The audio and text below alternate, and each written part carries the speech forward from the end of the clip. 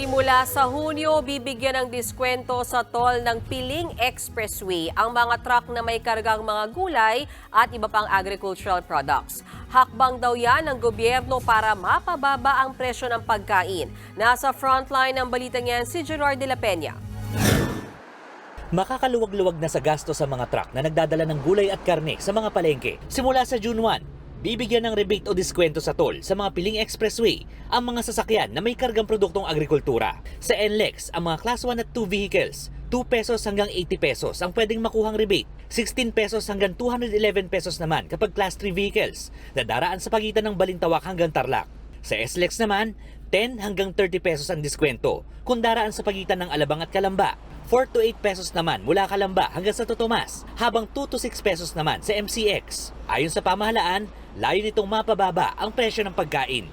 Para makakuha ng rebate, kailangang may DA Accreditation Certificate, kopya ng rehistro ng sasakyan, valid ID at Easy Trip RFID o Auto Sweep Card. Paalala lang, sisingilin pa rin ng mga agri-truck kapag dumaan sa expressway.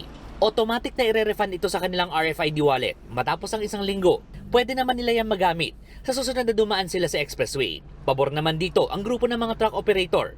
Pero hindi pa rin daw ito sapat. Hindi lang naman yan tol ang problema ng mga truckers Ang pinakamalaking problema yung mga unnecessary expenses along the road. Yung walang katapusang enforcement, mga traffic violation na sinasabi. Ay nako, yung mga kotong-kotong. Ipatutupad muna ang rebate program sa loob ng 3 buwan bago desisyonan kung ipagpapatuloy ito. Nagbabalita mula sa Frontline, Gerard de la Peña, News 5. Mga kapatid, may Los Baños po. Huwag magpahuli sa mga balita at impormasyong dapat ninyong malaman. Para sa mas malawak na balitaan at diskusyon, mag-follow at mag-subscribe sa social media pages ng News 5.